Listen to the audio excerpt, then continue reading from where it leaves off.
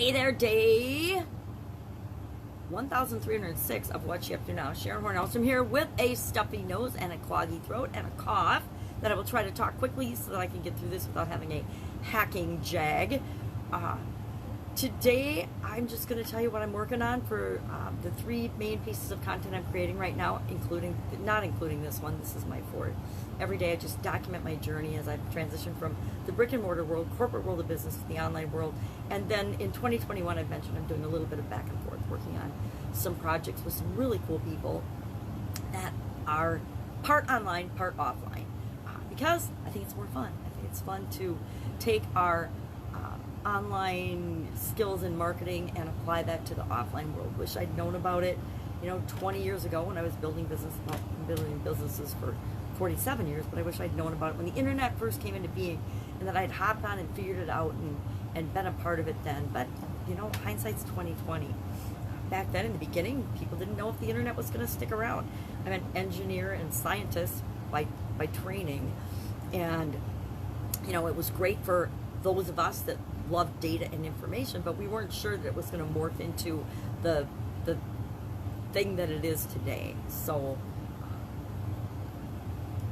it just goes to show you, most of us cannot predict the future. We don't know what's going to happen. So what am I working on besides nursing a cold? Granddaughter's not coming today. She's got a play date. We've had an awesome last week together before school starts, and we're having a sleepover tomorrow night, so I'm excited about that. So work, of course, when I get to hang out for one more week with my amazing granddaughter, has taken a back seat. Of course, she was in summer school 2 weeks before that, and that's where we all got the cold. It just goes to show you that COVID or not, things like colds and the regular flu and other illnesses like heart disease and cancer and things and kidney disease and all the other things that have always been around or have been around for a few decades are still there, and we need to pay attention to them. Even being careful, we still catch colds. So today, our idiom for Supersize Your Business was turn over a new leaf. And it turns out that back when publishing began and books were being printed, the pages of a book were called leaves. And if you were turning over a new leaf, you were turning a page. It was a blank page, a clean slate, a new start, a fresh start. You could start something over. You could put anything you wanted on that page. So it reminds us that there are ways to turn over a new leaf. There's 5 easy, simple ways to turn over a new leaf. And I shared 2 or 3 different versions of that because there's different steps. We each have our own processes and our own steps and our own patterns of how we do things and how it works for us. So I do the SOAP framework to teach people the pattern I use to deal with changes, challenges, adversities, roadblocks, setbacks, things like COVID-19, to picking where you're going to go for dinner. You have to have a process for that. We all have processes, we all have patterns, but we want to make sure that they're working for us, that they're as easy as breathing, and that we don't have to consciously always think about it. Because a lot of the changes and challenges that come our way every single day shouldn't require a ton of decision making or thought or energy or focus. We should be able to just get through them automatically. And that's what we learned in the SOAP framework for the Get Up and Go Challenge.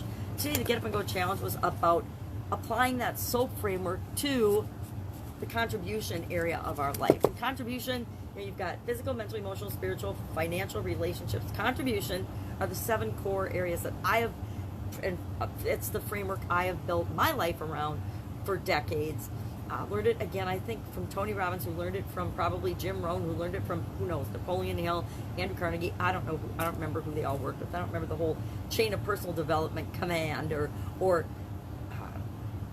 history, but most of what we all think of as personal development is things that one person might have said, and then another personal development guru picked it up and then shared it and shared it and shared it and morphed it.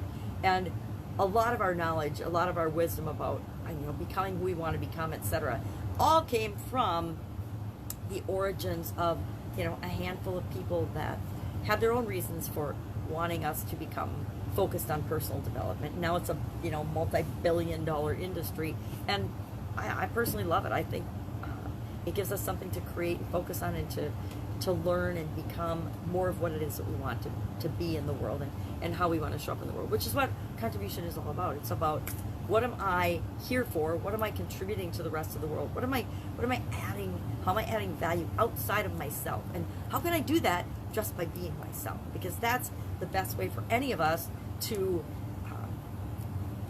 be the example for other people of what we want to see in the world by living that example and being that example. So contributions, SOAP framework, our tool for that was motto, mantra, code of conduct, battle cry, things we stand for, things we stand against, and then how do you morph that into your what's your thing? Because each of us, whether we believe it or not or know it or not, have a thing. It's interesting. At my dad's funeral, I realized, and I knew it growing up, but it was interesting what other people saw as his thing and how other people viewed him. And I'm sure that the same will happen for each of us when we pass away. We'll learn things that we didn't even know about ourselves that other people thought or knew or saw or believed about us. And some will be true, some won't be true.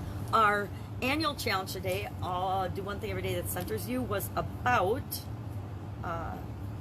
wisdom, change. And I love this one. It's a saying by Confucius: they must often change who would be constant in happiness or wisdom. So yesterday we talked about change that makes us happy, and today we're talking about change that makes us wise. So what is a change we can make today that makes us wise? Now, secret, I found out a long time ago that challenges and changes and obstacles and adversities and setbacks and roadblocks and everything, problems, whatever you call them, they're all there to show us something, to teach us something. You know, people will experience similar problems and challenges in their life, but not the exact same. Each of us has our own experiences. Each of us has our own challenges and things that we face and need to overcome because we're all different.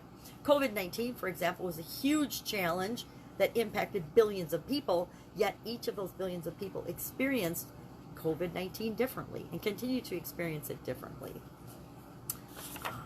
So, wisdom from change, contribution, what are you here for? How are you showing up in the world, and how do you want to show up in the world?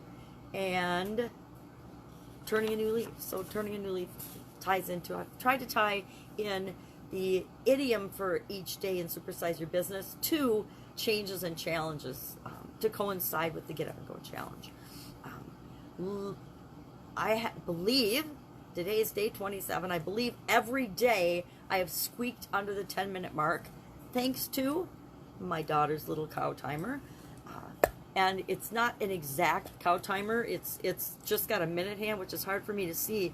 So I've kind of lucked out on a couple of days where I thought I was going to be over. And then yesterday I would think was the closest so far. It was 9 minutes and 58 seconds. So that's as close as I could get to the 10-minute mark. I don't want to be right on 10 minutes. And I don't think the timer's exact enough to help me know exactly when 10 minutes are. I'd need like a digital countdown timer. And guess what? It's not that big a deal. It was just a personal challenge for myself to keep it under 10 minutes each day.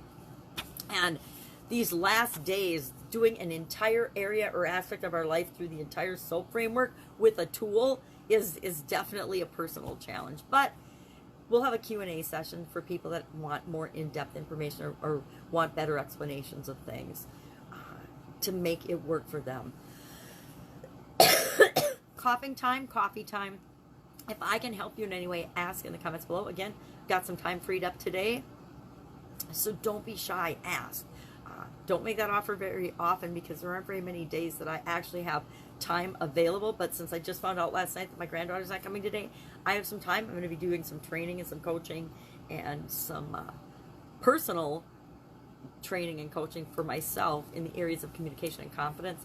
And I actually think that yesterday I came up with actually the night before what next year's annual challenge is going to be, and I'm going to play with it for probably the rest of this year. So even though it'll be an annual challenge for the people that participate in it, it's probably going to be what is it? It's September, October, November, December, 4 months plus.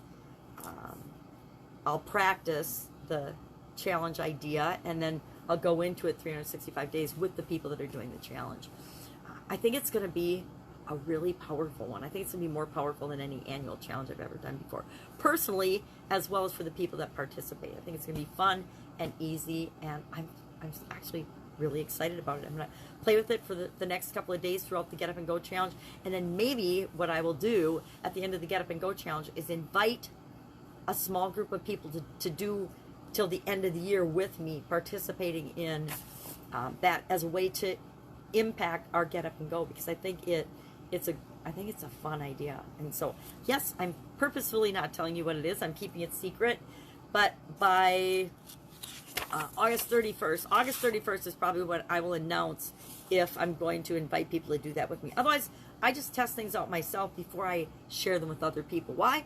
I want to know that they work. I don't want to teach anybody anything that has failed for me. I'll say, hey, I tried this and I epically failed at it.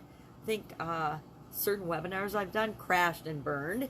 You know, when you do a webinar, you spend weeks and weeks preparing it, and then you present it to your audience and nobody buys. One of those. That's an example of something I showed that I crashed and burned. But I'm not going to tell you them. I might tell you the mistakes I made, but I'm certainly not going to spend a lot of time on that. I'm going to say, do this, not don't do that, because we want to focus on what we want, not on what we don't want. All right, I'm off. Have an amazing day. If I can help you in any way, ask. Otherwise, I will be with you tomorrow with day 1307 of What You Up To Now. Have an awesome day.